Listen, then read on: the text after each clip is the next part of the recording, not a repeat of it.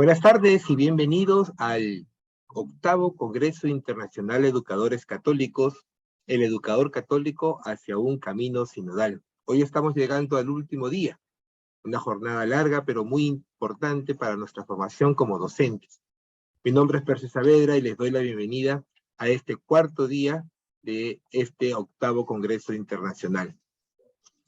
Vamos a dar algunas indicaciones generales antes de empezar. Con el fin de asegurar su permanencia en este congreso, le recordamos mantener su equipo cerca de su router o Wi-Fi. Si es posible, conectar su equipo al router mediante cable. Solicitamos que en la medida de lo posible, se conecten con un solo equipo y que éste se encuentre identificado con su nombre y apellido.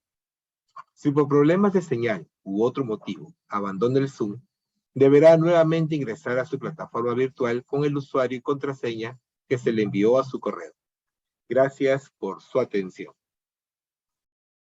Como lo hemos estado haciendo, vamos a contemplar nuevamente estas remembranzas de nuestros octavos, 8 congresos que hemos elaborado a lo largo de estos últimos años, desde el año 2010. Adelante con este video.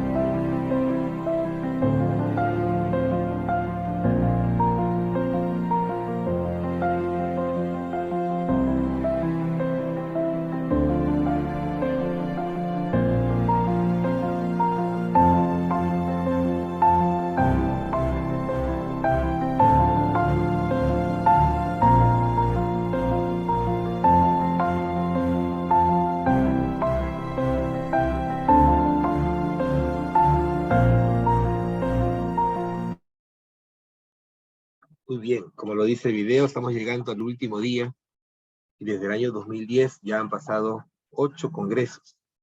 Con la bendición de Dios y con la alegría de poder darle a todos los profesores de educación católica a nivel nacional nuestro aporte en su formación permanente. Vamos a ponernos en la presencia de Dios y vamos a invitar a la hermana Bernardina Molina. Ella es coordinadora del área de pastoral y liturgia de la Oficina Nacional de Educación Católica, ONDEC. Adelante, hermana Bernardina. Buenas tardes, Percy. Buenas tardes con todos. Nos encomendamos en las manos del Señor diciendo, en el nombre del Padre, del Hijo, del Espíritu Santo. Amén.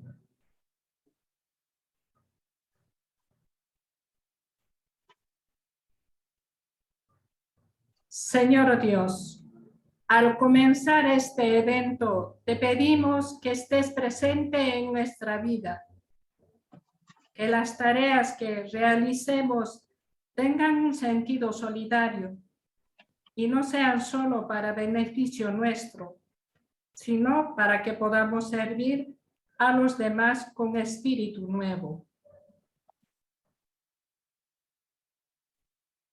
Que nuestro compromiso educativo escuche siempre el grito de las nuevas generaciones, que a cada paso que demos promueva itinerarios educativos al estilo de Jesús.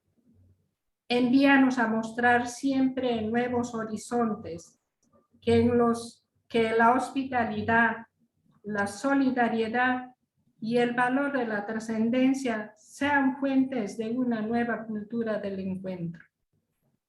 Haz que nuestro trabajo educativo tenga un verdadero sentido de servicio. Amén.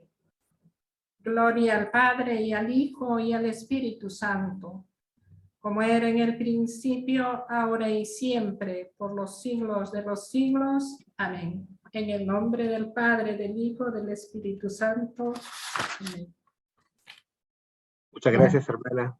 Muchas gracias por acercarnos un momento al encuentro con Dios y ponernos bajo su protección para este último día del 8º Congreso Internacional de Educadores Católicos. El día de hoy, la ponencia principal lleva como título La identidad de la escuela católica. El ponente es de nacionalidad argentina, el doctor Héctor José del Bosco. Él es doctor en filosofía por la Facultad de Filosofía y Letras de la Universidad Católica Argentina, UCA. Fue decano de la misma facultad de 2001 al 2005. En la UCA fue profesor titular de Historia de la Filosofía Medieval y de Introducción a la Filosofía. Actualmente es profesor titular de Historia de la Filosofía Medieval y de Lectura de Textos Filosóficos II en la Universidad del Norte Santo Tomás de Aquino, sede Buenos Aires, facultad de la cual también decano y moderador del año 2012 al 2020. Él también es socio fundador del Colegio de los Santos Padres en Bellavista, provincia de Buenos Aires, Argentina.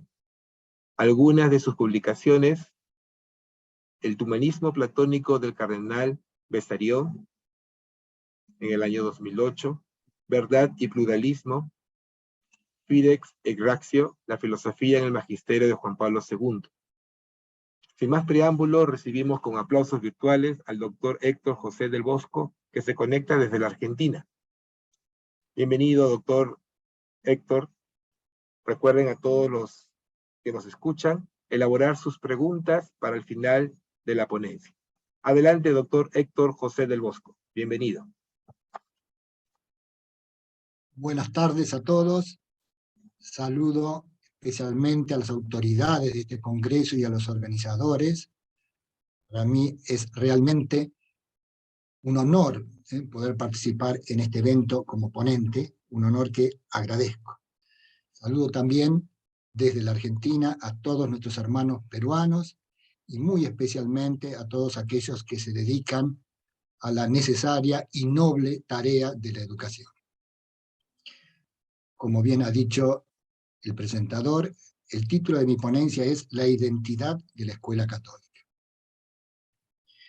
Comenzaré diciendo que la Sagrada Congregación para la Educación Católica se preocupó siempre por estimular y orientar la tarea de las escuelas católicas en todo el mundo. Testimonio de esto son muchos documentos que a lo largo de los últimos años ha publicado. El último de ellos, en enero de este año 2022, lleva por título La identidad de la escuela católica para una cultura del diálogo. Para una cultura del diálogo, efectivamente. Porque si marchamos en un camino sinodal, es evidente que el diálogo es instrumento indispensable para un encuentro entre personas. El verdadero diálogo, ¿sí? El diálogo que significa justamente abrirse recíprocamente y comunicarse verdad y valores uno a otro. Ahora bien, como dice el mismo documento, y me permito presentar en la pantalla,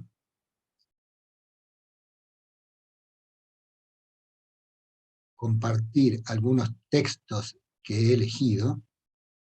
El primero de ellos, como dice el mismo documento, al comienzo mismo, en el Congreso Mundial titulado Educar hoy y mañana, una pasión que se renueva, organizado en 2015 por la Congregación para la Educación Católica en Castel Gandolfo, al que asistieron representantes de escuelas católicas de todos los niveles y procedencias, uno de los puntos más destacados y considerados de actualidad en el debate general fue la necesidad de una mayor conciencia y consistencia de la identidad católica de las instituciones educativas de la Iglesia en todo el mundo.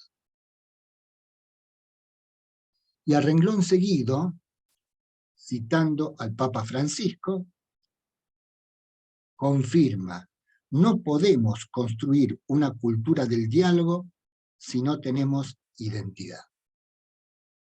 Efectivamente, el diálogo exige la clara conciencia de los que se encuentran frente a frente, cada uno de su propia posición, de sus propias ideas, y la apertura sincera al diálogo con el otro, al encuentro real con el otro. Lamentablemente, en la cultura actual hay muchas veces un larvado o explícito relativismo que entiende el diálogo simplemente como una especie de homogeneización, una gris, ¿sí?, uniformidad, en la cual se diluyen las identidades de los que se encuentran. Pero esto no es verdadero diálogo. El diálogo no es mimetización o homogeneización, sino que el diálogo es confrontación sincera de posiciones, que es la única manera de enriquecerse mutuamente. Y así entendido, el diálogo, entonces, exige la clara conciencia de cada uno de los dialogantes acerca de su propia identidad. No es posible, en ese sentido, un diálogo desde la neutralidad. Y esto es importantísimo en la tarea educativa. Una escuela católica no es neutral. Neutralidad que, por otra parte, es en sí misma imposible, porque cada escuela, sea religiosa o no, intenta educar desde la cosmovisión propia, desde la visión del hombre, del mundo, de la vida, que tienen como propia. De manera que no se trata de neutralidad, sino de conciencia clara, sincera, humilde también, ¿sí?, de la propia identidad. ¿Cuáles son, entonces, las características específicas de la escuela católica? Su primera característica es que Cristo es el centro de toda su vida y su tarea. Una escuela católica no puede ser sino cristocéntrica, porque Él es el camino, la verdad y la vida. Profundizando en eso y explicitando más, no basta entonces con que la escuela pertenezca a una entidad de la Iglesia, sea una congregación religiosa, una parroquia, la diócesis o lo que sea. Tampoco alcanza con incluir horas de formación religiosa en el currículo. Cosa verdaderamente necesaria, sin ninguna duda, pero no suficiente. Se trata de promover la formación integral de los alumnos, humana y cristiana, natural y sobrenatural. Si siempre educación es formación de personas, educación católica es formación de personas cristianas. Y en este punto me parece bueno recordar con clara conciencia la distinción y a la vez armonía entre los dos órdenes, el orden natural y el orden sobrenatural. El orden natural es el que corresponde a la esencia misma del ser humano, de su condición. Como tal, pertenece a todos los hombres, de cualquier raza o religión, o incluso ateos, ¿cierto? En cambio, el orden natural excede, el orden sobrenatural, perdón, excede el orden natural, lo supera, y se accede a él por la fe y la gracia. ¿Sí? Pero lo más importante acá es recordar que el orden sobrenatural no anula ni contradice el orden natural. Por el contrario, lo asume y lo planifica. Desde este punto de vista, entonces, tenemos que cuidarnos siempre de alejarnos de dos posturas erróneas extremas, ¿sí? El naturalismo por un lado, el fideísmo por el otro lado. El naturalismo, que en sus diversas formas, ¿sí?, a lo largo de la historia, racionalistas o pelagianistas u otras, han creído siempre en la autosuficiencia del orden natural, negando o desvalorizando lo sobrenatural. Esta es una postura muy corriente en las sociedades de hoy. El hombre cree en su autosuficiencia, y muchas veces el progreso de la ciencia y la técnica lo ilusiona, ¿sí?, con que logrará independizarse, de toda justamente instancia trascendente, y más aún sobrenatural, ¿sí? El otro extremo es el fideísmo, ¿sí? Es una postura que, resaltando la primacía de la fe y la gracia, termina negando la autonomía del orden natural. Pero ninguna de estas dos posturas es satisfactoria.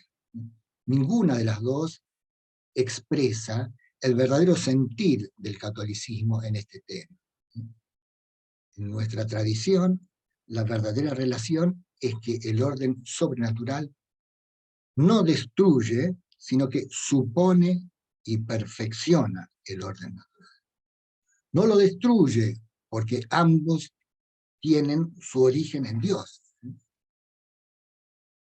Lo supone, porque sin orden natural no puede haber, nada sobrenatural.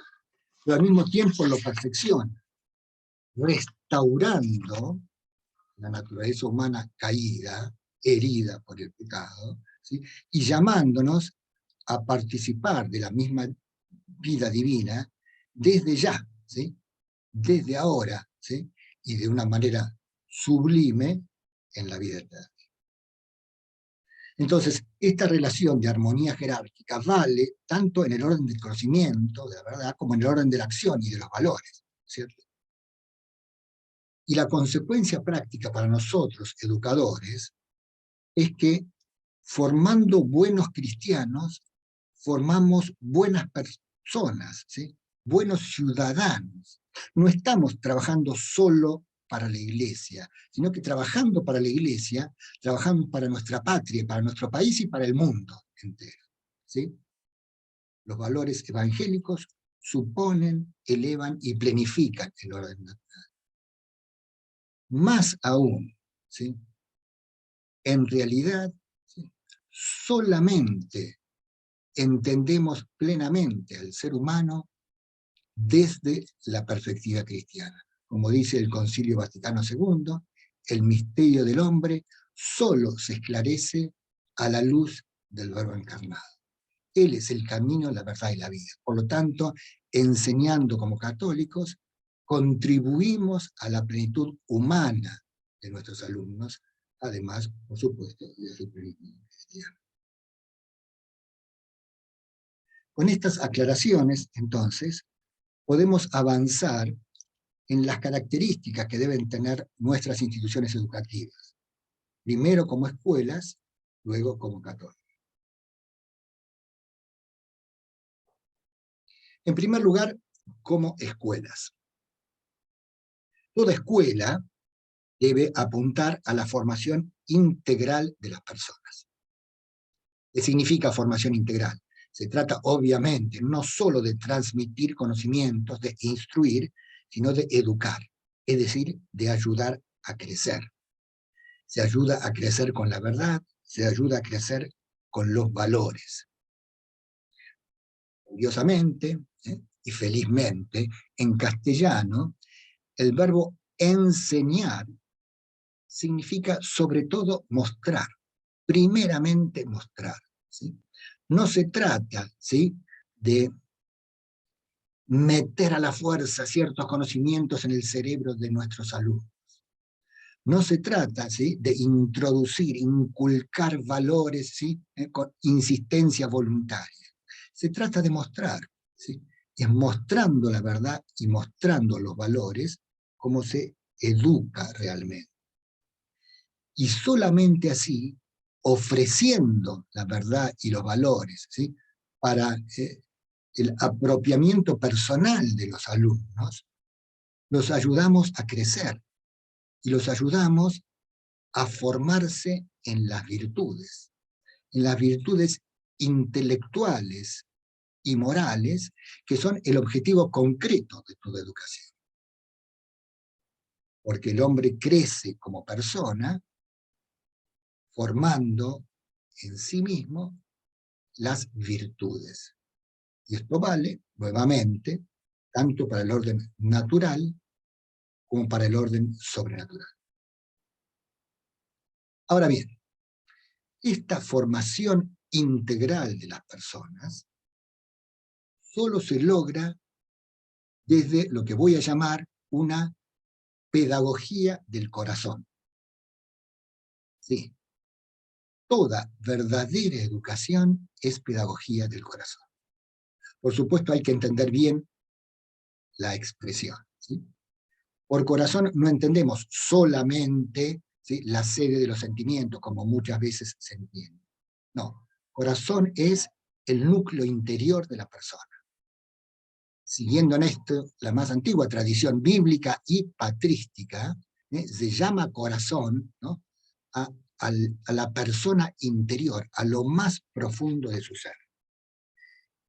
Permítame entonces compartir una imagen muy sencilla, ¿sí?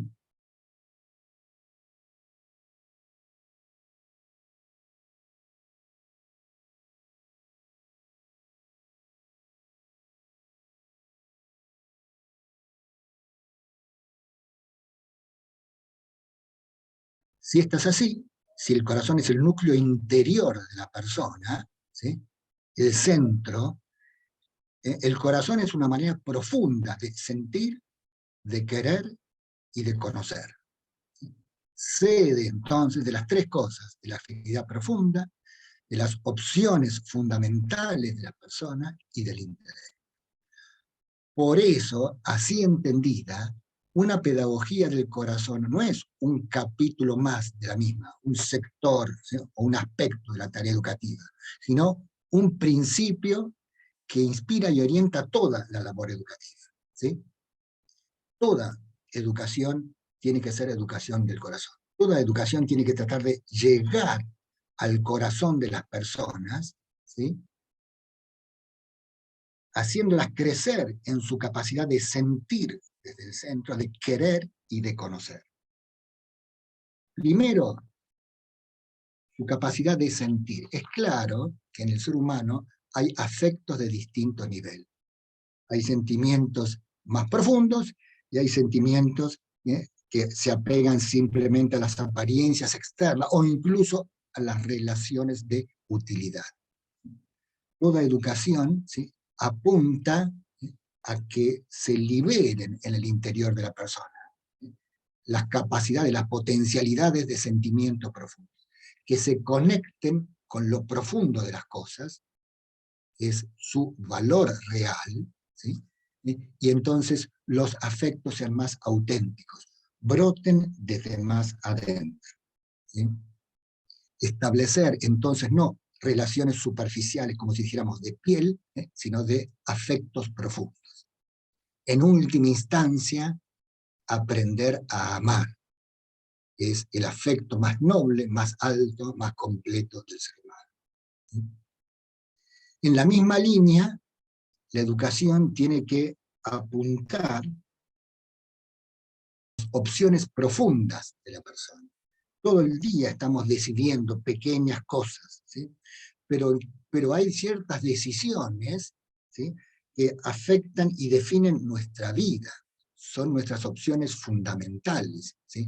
Ante la vida, ante los demás, ante Dios, ¿sí? Entonces, ¿sí?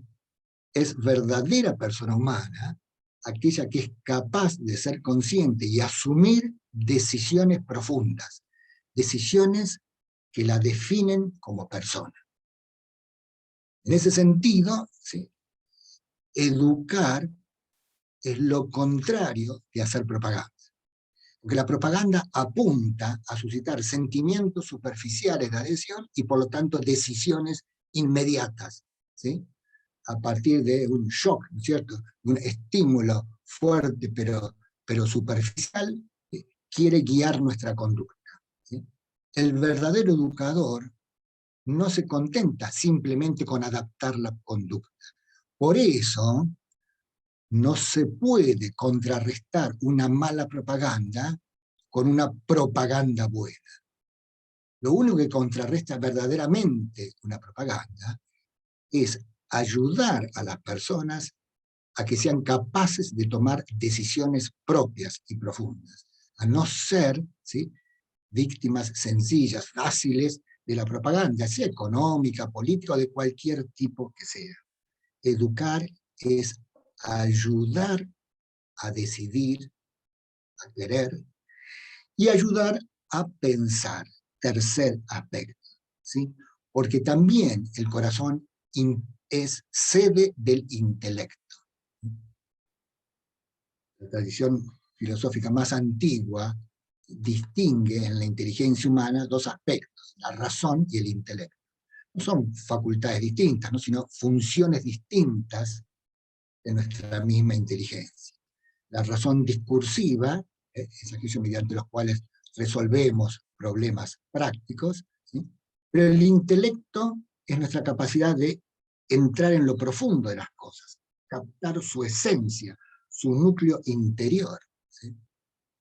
Es con el intelecto con el que alcanzamos un conocimiento sapiencial de las cosas. Fíjense que sapiencial viene del verbo latino sapere, saborear, es decir, captar el verdadero sabor, el sabor profundo de las cosas. Eso exige detenerse ante ellas, ser capaces de contemplarlas, ser capaces entonces de entender su sentido profundo. Ciertamente no se educa exigiendo una repetición, ¿sí?, puramente formal de frases, de teoremas o de oraciones, ¿no es cierto? Se educa despertando el intelecto de los alumnos, ¿sí? Esa curiosidad natural por la cual nos conectamos con la realidad, nos conectamos con lo profundo de la realidad.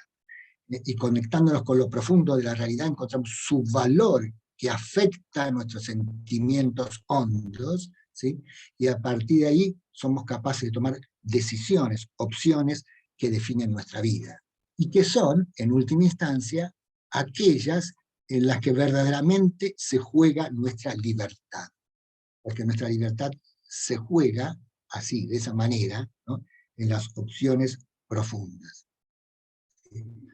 Perdón, veo un cartelito que algunos levantan la mano, ¿sí? Habíamos quedado en que en principio, ¿sí?, vamos a entrar en el diálogo, preguntas, todas las preguntas que hagan falta al final de la exposición, ¿sí?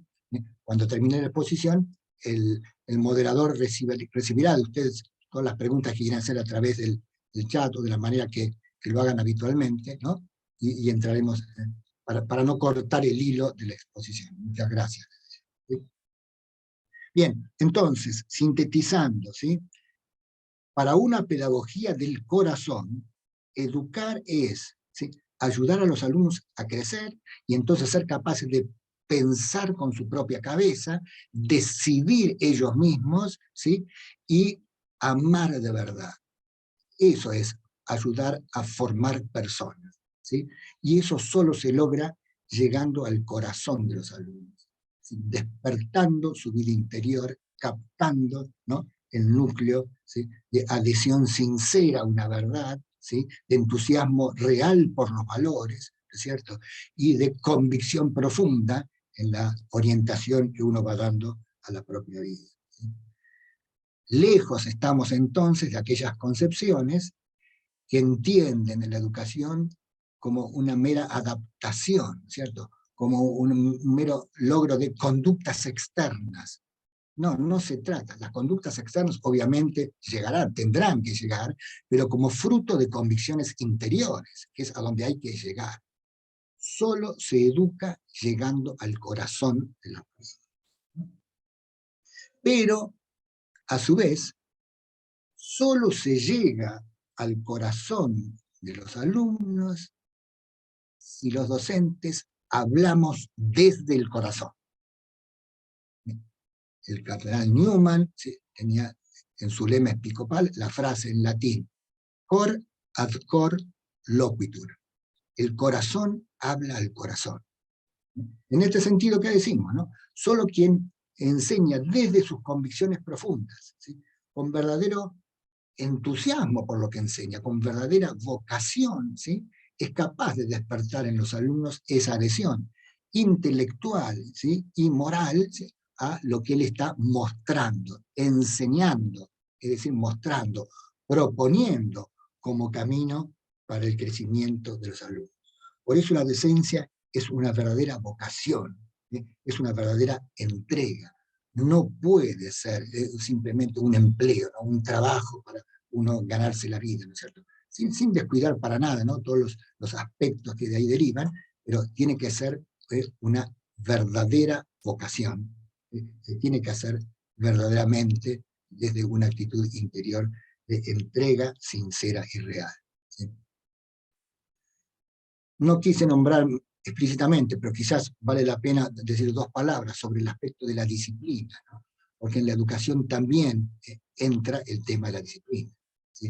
Y es verdad que muchas veces, y en determinadas edades de nuestros alumnos, ¿no? No se puede enseñar si no hay una verdadera disciplina. Sí, es verdad. También es verdad que esa disciplina a veces nos exige tomar ciertas actitudes severas, sanciones firmes, ¿no? Poner normas estrictas, ¿sí? Para poder crear el clima, ¿no? de escucha y de respeto mutuo necesario para una auténtica vocación, una auténtica educación. Sin embargo, ¿sí? Sin embargo, la auténtica disciplina solo se logra, otra vez, ¿cierto? Cuando se llega a convencer a los alumnos, cuando se toca su corazón, ¿sí? Y entonces ellos están convencidos de que es esa conducta la que va a generar el clima necesario para caminar juntos, todos, hacia el crecimiento personal, ¿sí? Los medios externos tienen que ser simplemente esos medios, ¿sí? Para lograr el verdadero objetivo, que es el cambio de corazón, ¿sí?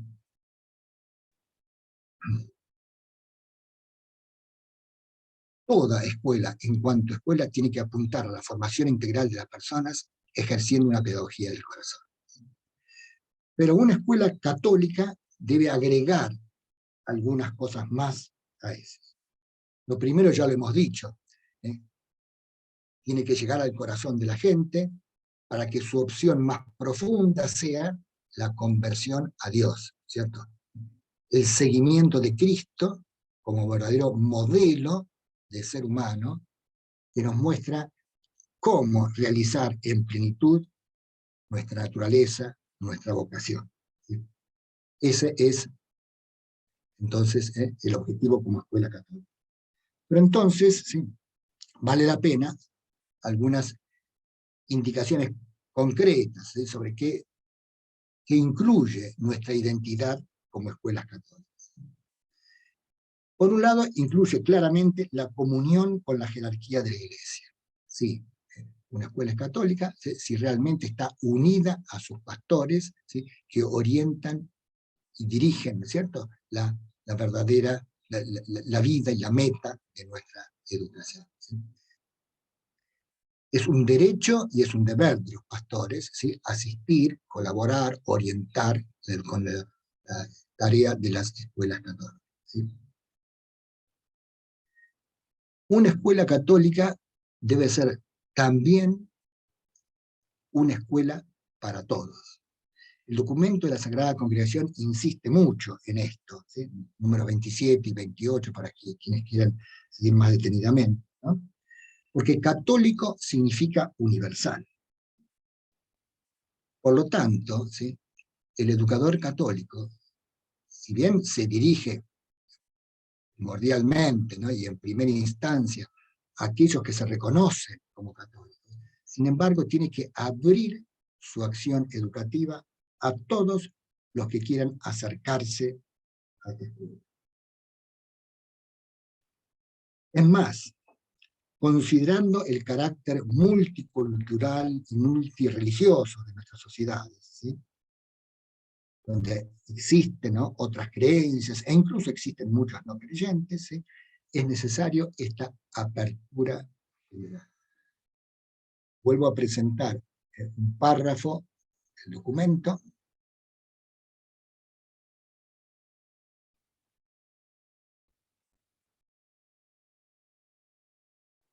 Perdonen un segundo.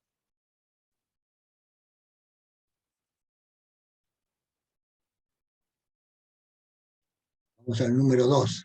¿Sí? La propuesta educativa de la Iglesia no se dirige solo a sus hijos, sino también a todos los pueblos, para, a citar ahora el decreto del concilio, promover la perfección cabal de la persona humana, incluso para el bien de la sociedad terrestre, y para configurar más humanamente la edificación del mundo.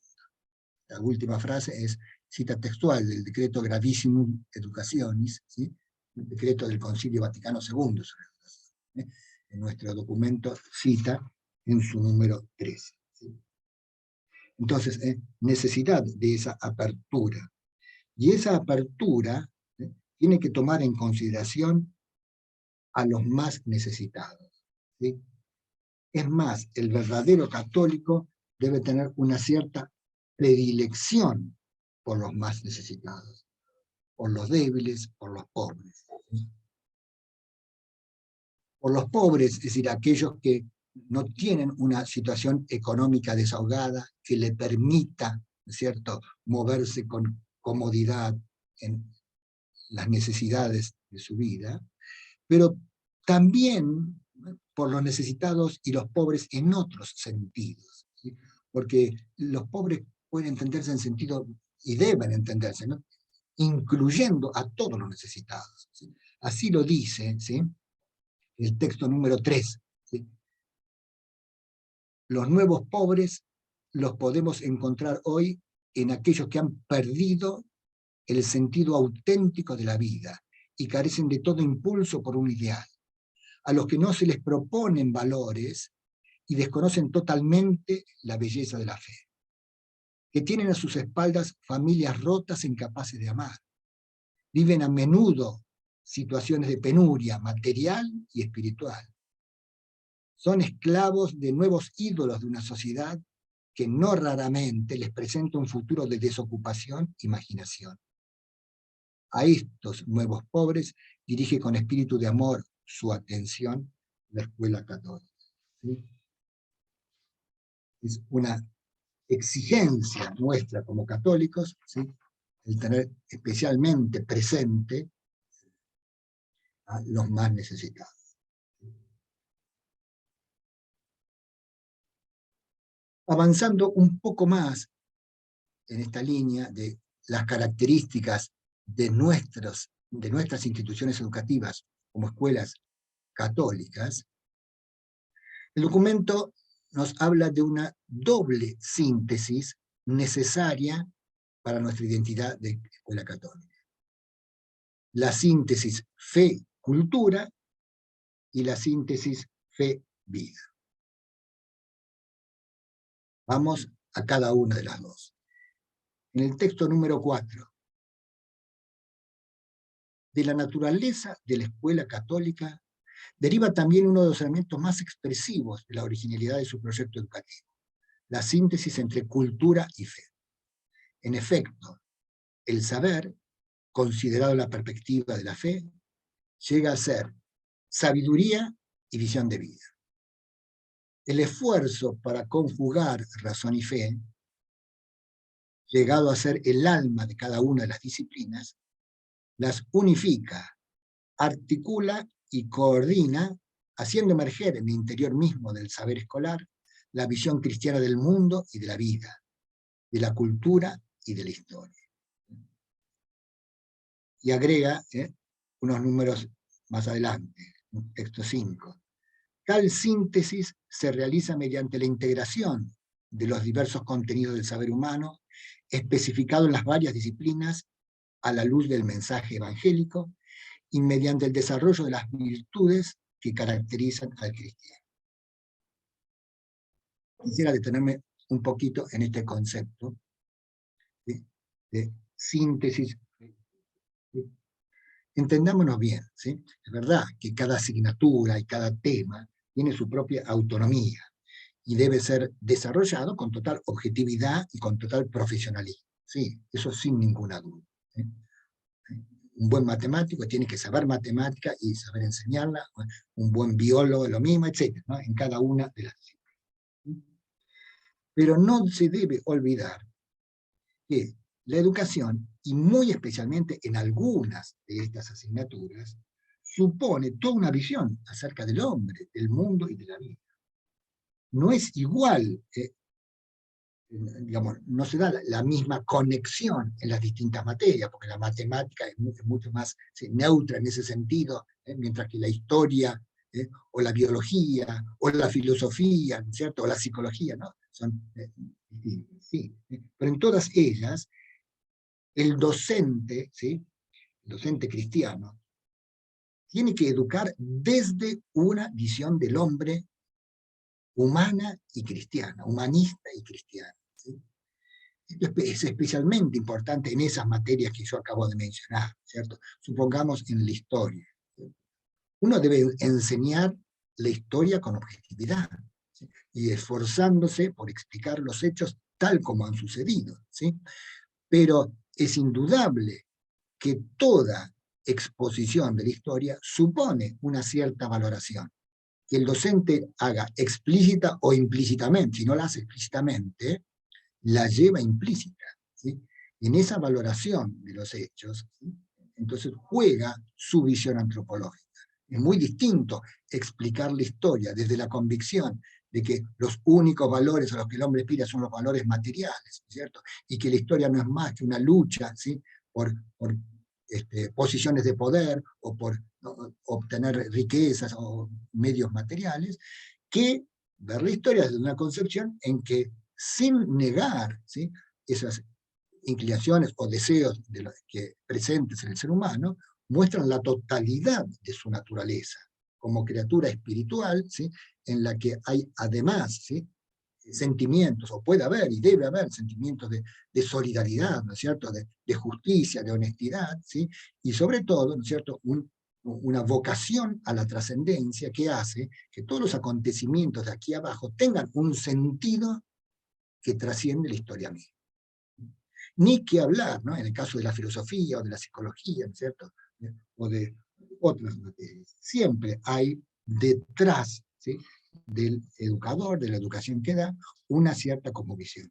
Entonces es importante que se haya logrado esa síntesis que significa, ¿cierto?, iluminar la propia especialidad, la propia asignatura, con la luz de la fe. Para lo cual, obviamente, el docente cristiano tiene que esforzarse en una tarea de formación permanente, ¿cierto?, para profundizar no solamente aquello que hace a su propia especialidad, sino también estos aspectos, ¿sí?, que hacen a una visión cristiana del hombre, de la vida, de la historia, de todo, ¿cierto? Por otro lado, para que el alumno pueda ir a su vez realizando en su vida esta síntesis, es necesaria la otra parte, ¿no es cierto?, ofrecerle una enseñanza religiosa explícita y sistemática. Dijimos al principio que no alcanza con solo eso, pero sí que es necesario, ¿cierto? Es necesaria una visión religiosa, y una visión religiosa adecuada a la edad y a la madurez de nuestros alumnos. Yo no puedo seguir enseñando a alumnos de 16 o 17 años, ¿sí?, de la misma manera que enseño la fe a los alumnos de 7 u 8 años. La fe crece y madura con la personalidad humana, y entonces hay que adecuar, ¿no?, la formación en la fe a la edad de los educandos. ¿Sí? Bien. Eso en cuanto a la síntesis fe y cultura. Pero dijimos que había otra síntesis necesaria, la síntesis fe y vida, ¿sí? No solamente el contenido de mi enseñanza, ¿sí?, tiene que ser acorde con la fe, sino también mi vida tiene que ser acorde con la fe. Y entonces todo el clima de la educación, todo el clima de la escuela católica debe ser apto para vivir y transmitir esa fe encarnada. ¿Sí? Es tarea de la escuela católica, entonces, crear un clima de fraternidad, de diálogo, de solidaridad, que ayude al alumno a vivir su fe de una manera cada vez más madura. Para lo cual, entonces, es claramente indispensable el testimonio de los docentes. ¿Sí? Testimonio, palabra clave en este tema. ¿Sí? El texto número 6 lo dice, ¿no es cierto? Es evidente que semejante orientación de la enseñanza no depende tanto de la materia de los programas, sino principalmente de las personas que los imparten. Mucho dependerá de la capacidad de los maestros el que la enseñanza llegue a ser una escuela de fe, es decir, una transmisión del mensaje cristiano. La síntesis entre cultura y fe se realiza gracias a la armonía orgánica de fe y vida en la persona de los educadores. Esto es clave.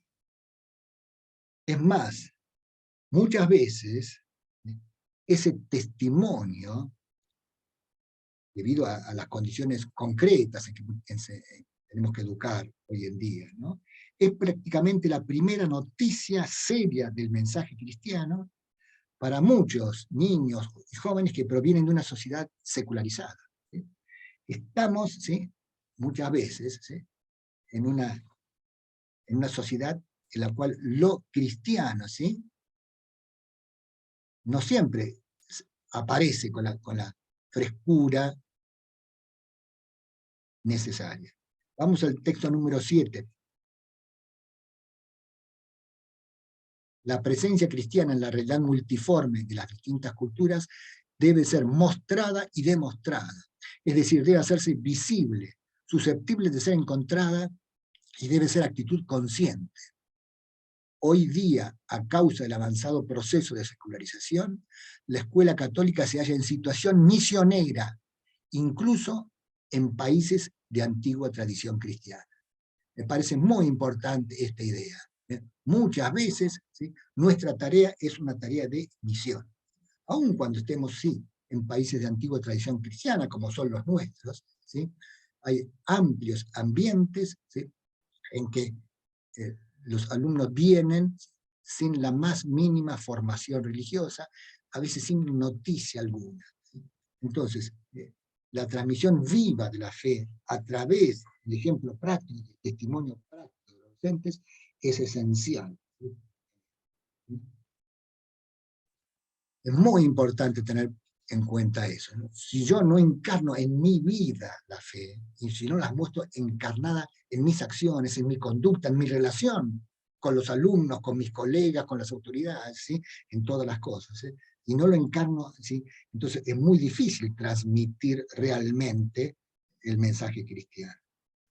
Sin duda que esto es un gran desafío para el docente. Sí, es un gran desafío, porque el docente, quiéralo o no, ¿sí?, está ahí delante con un modelo en el que el alumno se mira. ¿Sí? Y entonces tenemos que recordar siempre, ¿sí?, que uno educa con lo que dice, sí, ciertamente, pero mucho más educa con lo que hace, y más todavía con lo que es, ¿sí?, con el testimonio de una vida sinceramente comprometida con las verdades y los valores que estamos enseñando, que estamos mostrando. ¿Sí? De aquí se siguen dos consecuencias prácticas muy importantes para la escuela católica, ¿no? En la vida concreta de la escuela católica, ¿sí? Primera consecuencia, ¿sí? Importancia de la selección de los docentes, ¿sí? Esto vale sobre todo, por supuesto, para las autoridades de las instituciones educativas, los encargados de la selección de los docentes, ¿sí? Es muy importante, ¿sí? Ciertamente uno tiene que elegir siempre docentes que tengan la necesaria aptitud en la ciencia, en la disciplina que le toca enseñar. Sí, eso sin ninguna duda. Pero eso no alcanza. En una escuela católica, ¿sí? Es muy importante que el docente, ¿sí? Esté de acuerdo con el proyecto educativo de la escuela, ¿cierto? Entonces, en las entrevistas de selección, ese tema tiene que tener un lugar prioritario, ¿sí? Sabemos, sí, somos conscientes de que hoy en día eso no es tan fácil. No es fácil conseguir siempre docentes que compartan 100% el proyecto educativo del colegio. En ese sentido, el documento de la Sagrada Congregación es muy realista, ¿sí? Entiende esta situación, ¿sí? Pero mantiene entonces dos exigencias mínimas, ¿sí? Para cuando uno tiene que elegir un docente que no comparte 100% el proyecto educativo, que no comparte la fe desde la cual estamos educando. Primero, ¿sí? Digamos, el respeto explícito del docente al proyecto educativo y a la fe del colegio, ¿sí? Y segundo, ¿sí? Que estos docentes que no comparten plenamente, no pueden ser la mayoría. Tiene que haber, ¿sí? Siempre un grupo predominante de cristianos comprometidos, ¿sí? Que son los que le dan el color, ¿sí? El clima de fe a la institución católica, ¿sí? La segunda consecuencia práctica es, mencionamos de alguna manera antes, pero quiero insistir ahora en esto, es la importancia de la formación continua de los docentes y de todo el personal. En este sentido, es responsabilidad de cada uno de los docentes, ¿sí? Esforzarse en esto. Pero también es responsabilidad de las autoridades educativas el facilitar esta tarea o incluso proporcionar a los docentes oportunidades de formación humana, pedagógica y cristiana. En este sentido, yo felicito, ¿no? A ONDEC por estos congresos en los cuales se ofrece, ¿sí? Una oportunidad realmente privilegiada para esta formación continua de los docentes. Si somos conscientes de lo que significa esto, entonces somos conscientes también del tremendo desafío, del inmenso desafío que es la tarea de educar, de ser educadores. Por eso yo quiero terminar mi exposición, ¿sí? Después pasamos al diálogo, las preguntas y al compartir, ¿no? Quiero terminar primero con un agradecido reconocimiento a todos aquellos que hacen de la docencia la vocación de su vida, ¿sí? Y con una apelación a ellos y a todos los que se preocupan sinceramente por este tema. Esta apelación la hago nuevamente, ¿sí? Con un texto de la Sagrada Educación, que en un documento anterior, el documento de la Escuela Católica, ¿sí? Termina finalmente diciendo lo siguiente. Es el texto número 8 que va a cerrar mi exposición. Consciente de la complejidad y delicadeza del problema, la Sagrada Congregación para la Educación Católica dirige también estas reflexiones a todo el pueblo de Dios, con la certeza de que, en la economía de la salvación, las pobres fuerzas humanas afrontan y sufren el problema tratando de resolverlo, pero que el resultado final de todo esfuerzo no se debe a la confianza en las fuerzas humanas, en ellas, ¿no? Sino a Jesús Maestro, que inspira, guía, sostiene y lleva a plenitud toda obra emprendida en su nombre. Nada más, muchas gracias.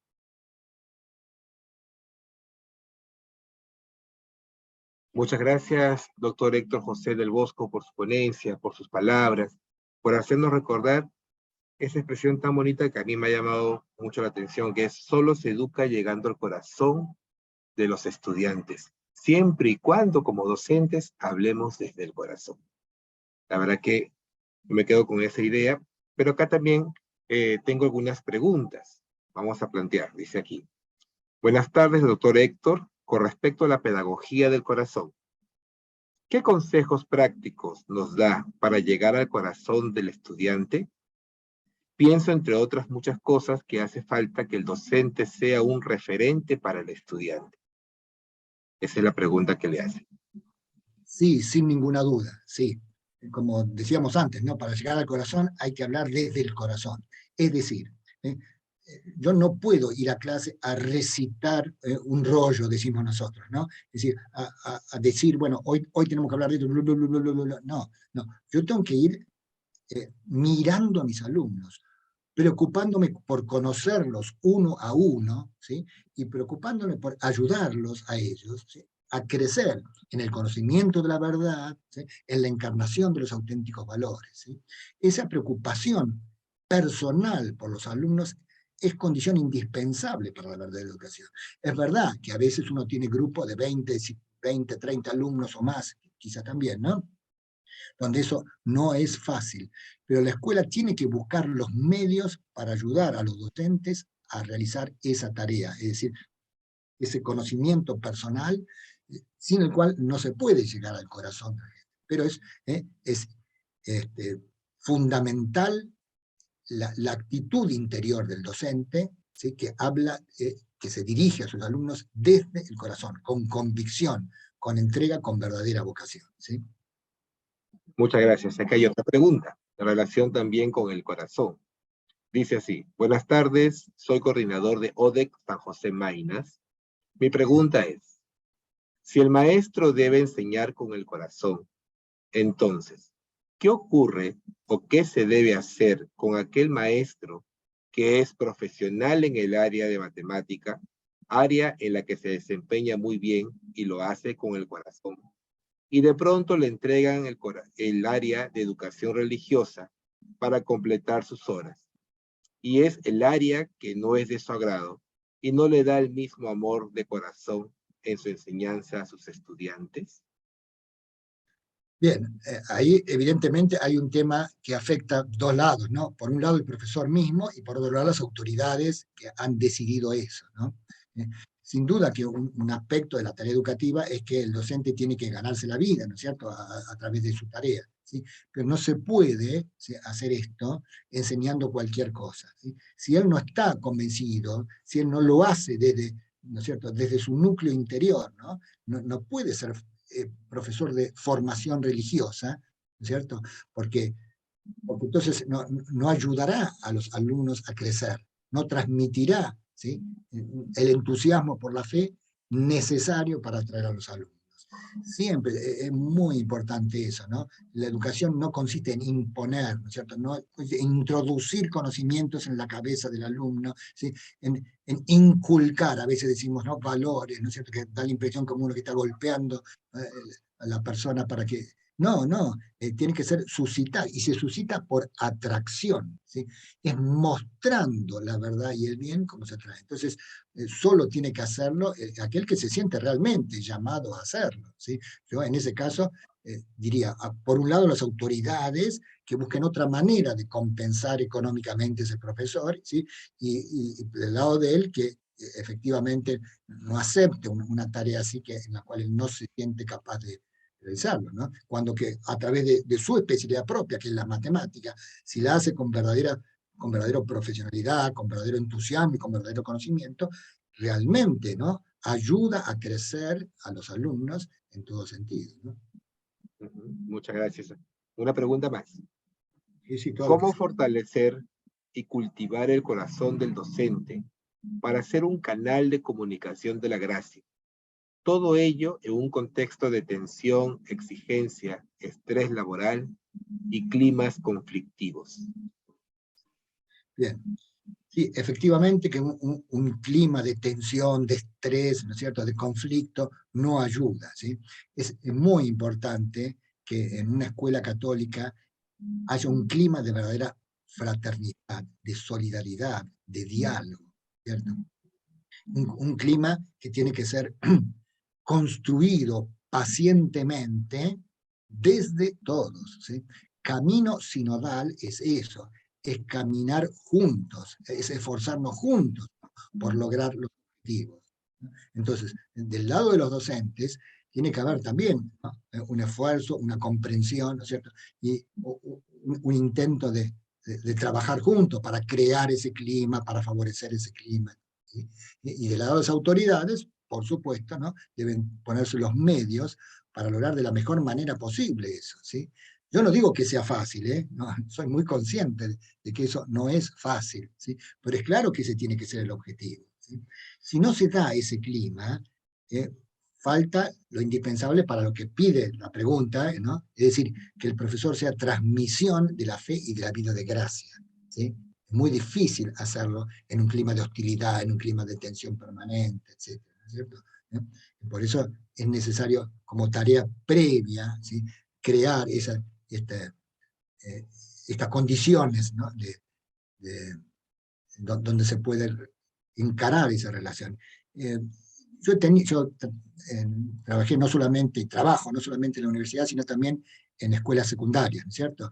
Y he visto, soy testigo de escuelas en las cuales es posible eso, se ha llegado a crear un clima en el cual los alumnos realmente se sienten contenidos por los profesores, en una relación de verdadera, ¿no es cierto?, colaboración, ¿sí? Y mi experiencia es que, bueno, primera cosa que se nota, ¿no?, a primera vista cuando uno llega ahí, es que la disciplina es algo natural. No hacen falta demasiadas sanciones disciplinarias cuando hay un clima de verdadera colaboración, donde el alumno sabe que el profesor quiere su crecimiento, ¿no es cierto?, su verdadera educación y transmitirle algo valioso para él, ¿sí? Y dentro del profesor siente que los alumnos, por supuesto que siempre hay, ¿no?, problemas disciplinarios, de distracciones, de esto, de una cosa y de otra.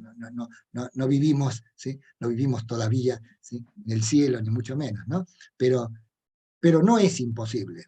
Es posible colaborando todas las instancias, ¿no es cierto?, desde las autoridades, pasando por los docentes y todo el personal, incluyendo también a la familia. No hemos hablado directamente, no me tocó hablar del tema de la familia, pero es real, ¿no es cierto?, que la colaboración de las familias es también indispensable para lograr una auténtica educación, ¿sí?, no solo en las escuelas católicas, ¿no es cierto?, en cualquier escuela que pretenda lograr formación integral de las personas.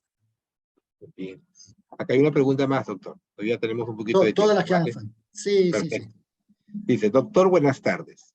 Le habla el docente Eber Izaguirre. Mi pregunta es, ¿qué pasaría si Cristo no es el centro de la identidad católica? ¿Nos convertiríamos en estos dos extremos del naturalismo y el fideísmo? Sí.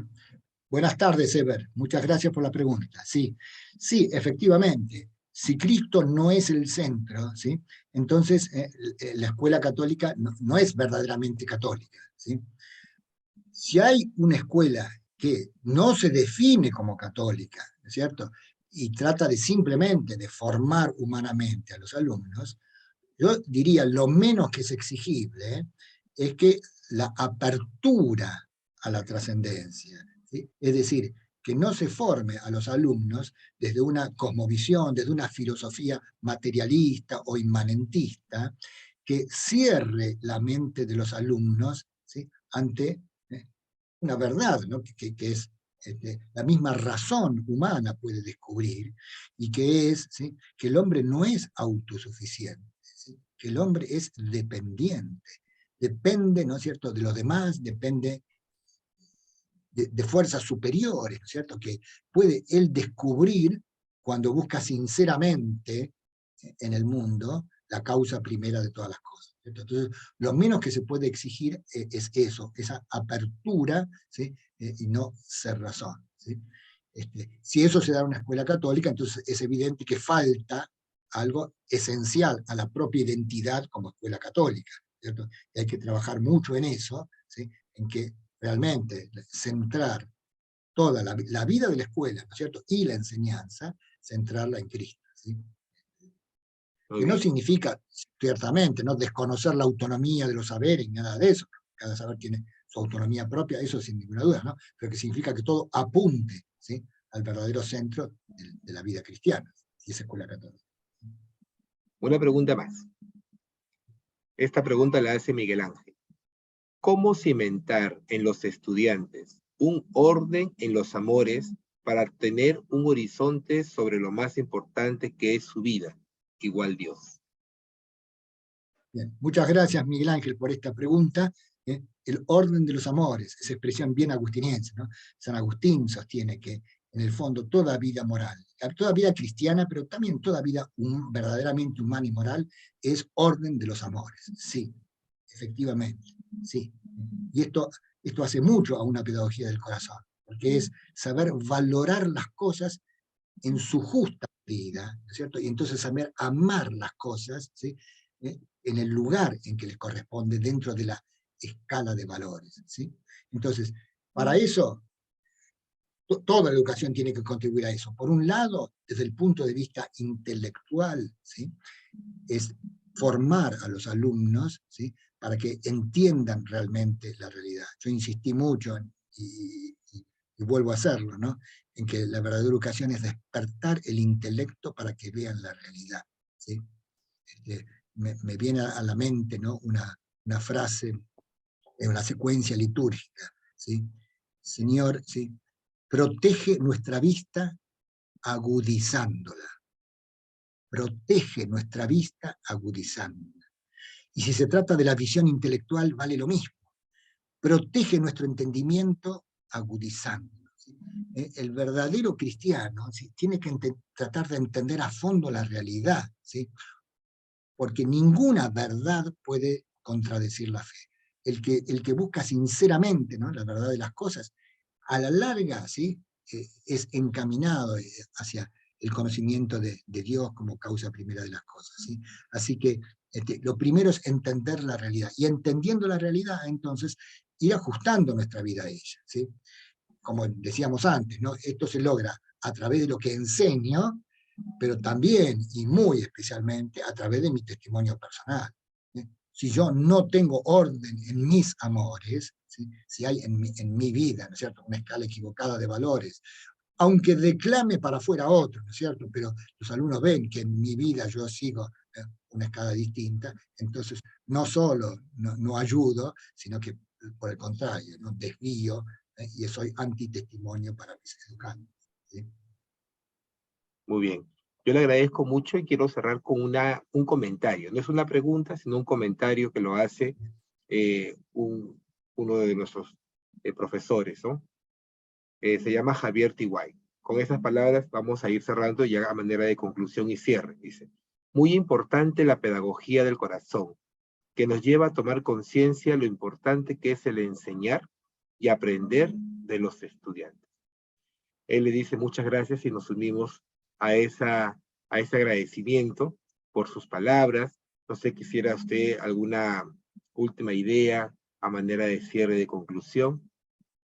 Simplemente agradecer yo también, ha sido un gusto y un honor para mí participar en este evento, ¿no es cierto? Y felicito a todos los docentes que evidentemente se preocupan por seguir adelante con su propia formación, de manera de poder brindar a los alumnos lo mejor en su tarea educativa, ¿sí?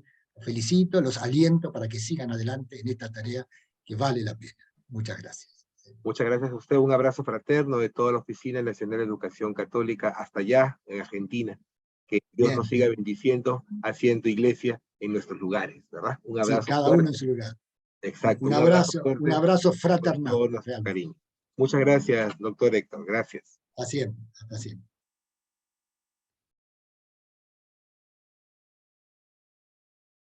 Muy bien. Vamos ahora, después de las palabras y la participación del doctor Héctor, vamos a hacer lo que hicimos el día de ayer, ¿no? Vamos a escuchar las experiencias educativas, ¿no? Hemos hecho de Yurimaguas, de Talara y Cañete de Yauli, ¿no? Hoy también queremos escuchar dos testimonios muy especiales que han querido compartir con nosotros, ¿no?, ese alcance del gran trabajo que realizan. Hubiéramos querido, pues, que muchos testimonios se pudieran dar a conocer, socializarlo entre nosotros. Somos más de 500 personas en este momento conectados, pero el tiempo es breve y es por ello que hemos invitado a representantes de la costa, de la sierra y de la selva, como una muestra del gran trabajo que realiza la Iglesia a través de la educación católica en beneficio de la sociedad. Sin más, presentamos el primer testimonio. Se trata del director de la ODEC de Abancay, él es el padre Guillermo Vera. Junto a dos coordinadoras nos presentarán el trabajo pastoral y educativo de la ODEC de Abancay.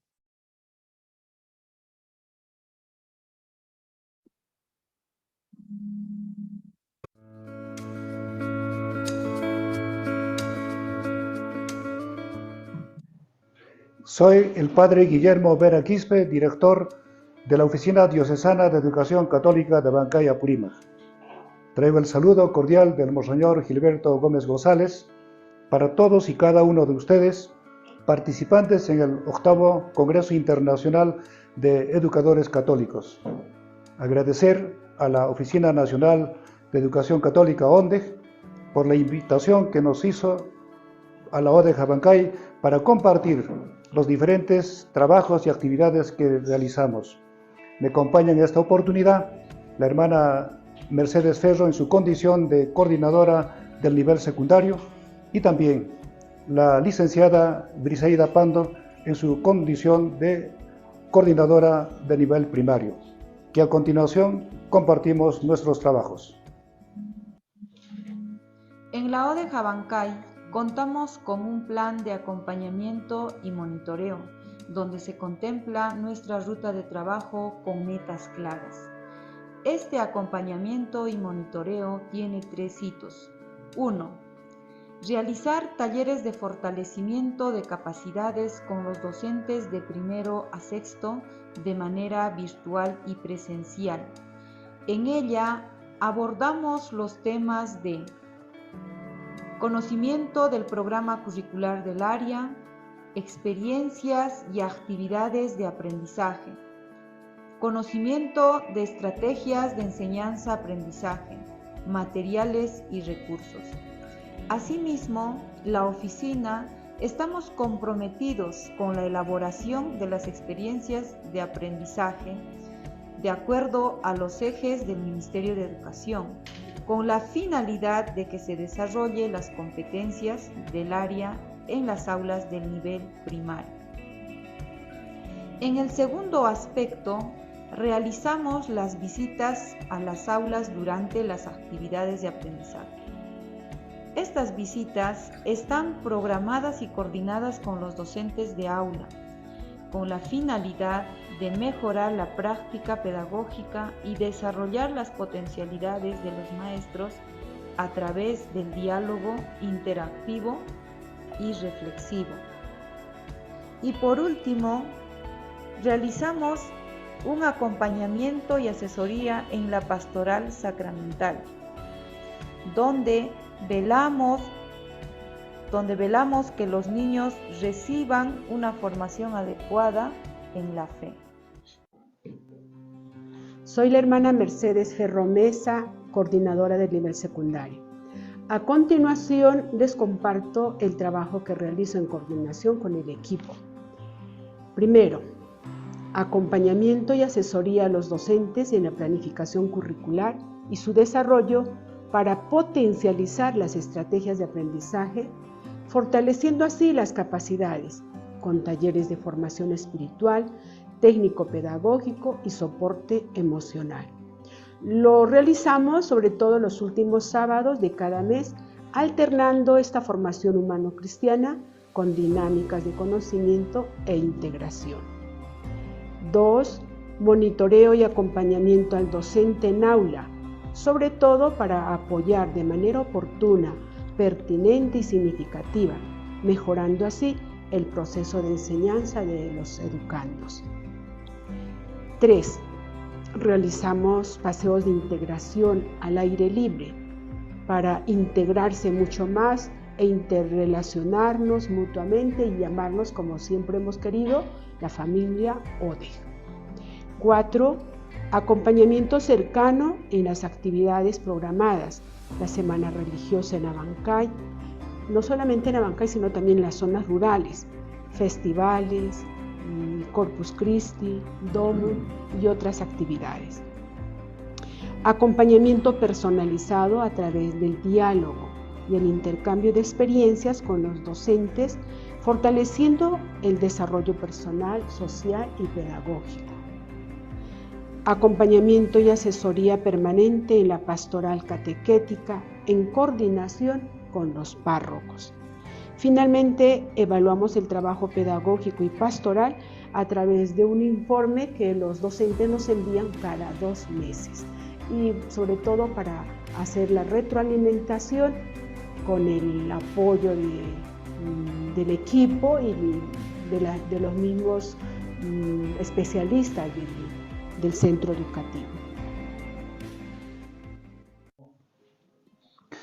También en la ODEJ Abancay tenemos un grupo de docentes que preparamos material educativo de las experiencias y actividades para los docentes del área de educación religiosa, que es una gran ayuda para ellos en la ODEJ.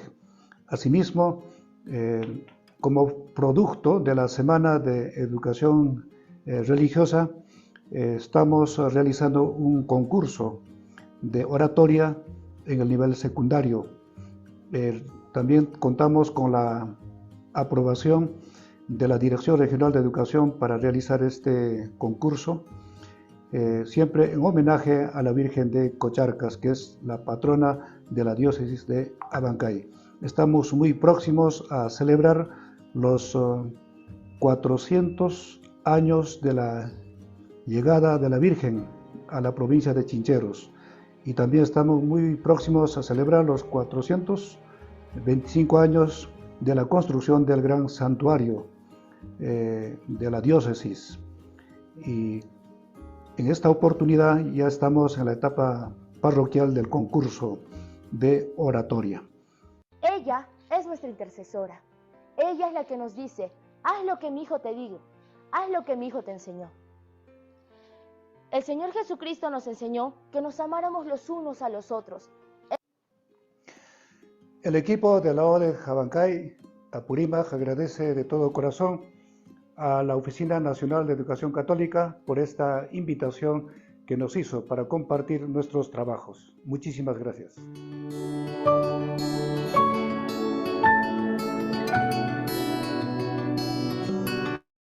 Las gracias se las damos nosotros a ustedes por el trabajo que hacen, ¿no? Padre Guillermo Vera y a sus 2 coordinadoras de primaria y de secundaria, ¿no? Un abrazo fraterno a todos los compañeros y hermanos de Abancay, de Apurímac. Vamos a escuchar otro testimonio. En esta oportunidad es de Yurimaguas. Él es el hermano Mariano Soria Piña, promotor del Instituto Superior Pedagógico Monseñor Elías Olázar de Yurimaguas.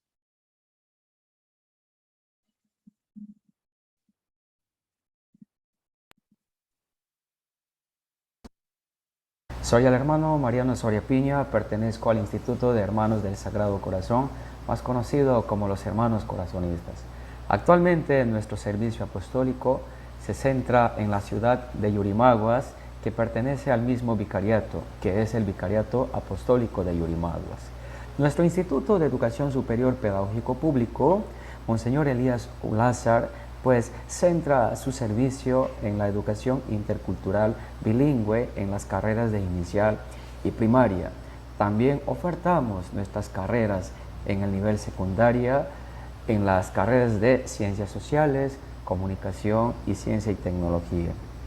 Tenemos una estrecha relación con la ODEJ de la ciudad de Yurimaguas, porque la mayoría de nuestros egresados con la formación académica y religiosa que reciben en nuestro pedagógico se insertan al ámbito educativo evangelizador a través de la UDEJ.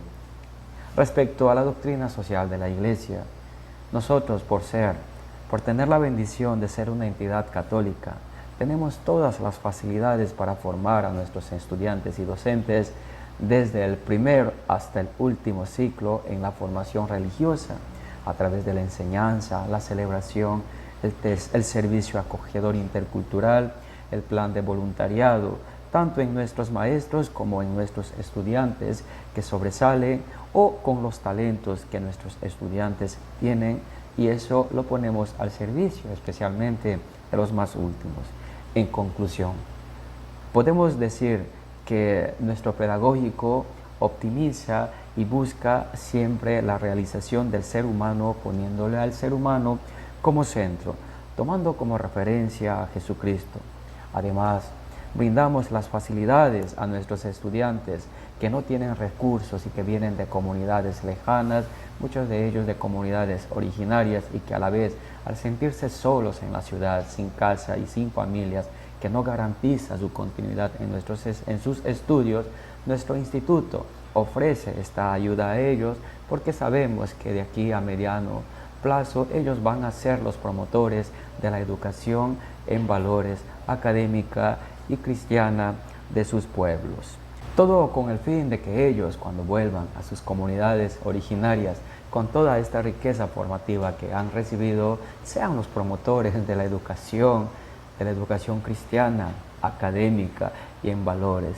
Más aún, hoy se sabe que muchos de ellos son postergados de sus derechos por las políticas que muchas veces no se comprende cómo actúa o lo que hace el Estado. Muchas gracias. Muchas gracias, hermano Mariano, Soria Piña, a toda la comunidad de Villunemaguas, a toda la comunidad del Perú entero, que están conectados y que están haciendo una labor bastante importante en la formación de niños, jóvenes, y por qué no incluso adultos, ¿no? Les agradecemos infinitamente por estar conectados, por esa labor, por ese compromiso, por esa disposición, ¿no? Para hacer iglesia, para salir, ¿no? Para responder a este llamado que Dios nos hace en nuestro ser docentes, para tantos niños jóvenes que esperan de nosotros, pues, esta formación integral desde el humanismo cristiano. Muchas gracias a todos. Vamos a pasar ya al momento de los talleres, pero hay una indicación antes en función a ello. Nos han estado preguntando cómo podemos volver a ver y escuchar las ponencias y los talleres a los que nos hemos inscrito, ¿no? Pues es muy sencillo, pues tenemos que hacerlo a través de la plataforma a la que nosotros estamos formando parte. En el transcurso de estos días irán colgando las ponencias y el taller al cual cada uno se ha inscrito. Hay que estar atentos para ello. Y vamos a dar las indicaciones. Aquí está, ¿no? A ver, si miramos el cursor, ¿no? Miren, ahí dice el estudiante, abajito dice Congreso, y ahí aparecen algunas carpetas. Y en esas carpetas, a partir de los próximos días de la próxima semana, ¿no? Los primeros días de la próxima semana se van a ir colgando estas ponencias para que ustedes la puedan tener, incluso la puedan socializar con las demás personas que no han podido conectarse, ¿no? Escuchar una vez más qué es lo que me quiso decir esta ponencia, el doctor Edistio, y cada una de las personas que han formado parte de este 8º Congreso Internacional de Educadores Católicos, ¿no? Así que tenemos una oportunidad para volver a escuchar, para volver a informarnos, y también de los talleres que cada uno ya se ha inscrito. Vamos a pasar a las indicaciones de los talleres. Bien, acá tenemos las indicaciones que nos están presentando. Para ingresar a sus respectivos talleres deberán considerar las siguientes indicaciones. 1. Abandonar esta sala principal. Retornar a su plataforma virtual, si no la tienen activada, vuelvan a ingresar con el usuario y contraseña que se les ha enviado a sus respectivos correos. Una vez dentro, esperarán el inicio del taller a la hora asignada, 4:45 para los talleres del bloque 1 y 6:15 para los talleres del bloque 2. Allí se le darán las indicaciones del desarrollo del taller.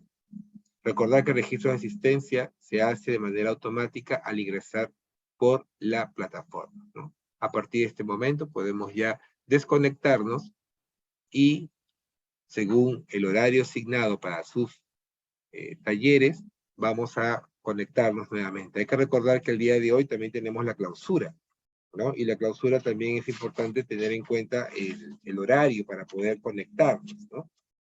La clausura será a las 7:45 de la noche, 7:45 de la noche, para después pasar a la celebración eucarística como cierre de este 8º Congreso Internacional de Educadores Católicos. Desde ya nos encontramos entonces hasta las 7:45 de la noche. Un abrazo y los dejamos con sus talleres.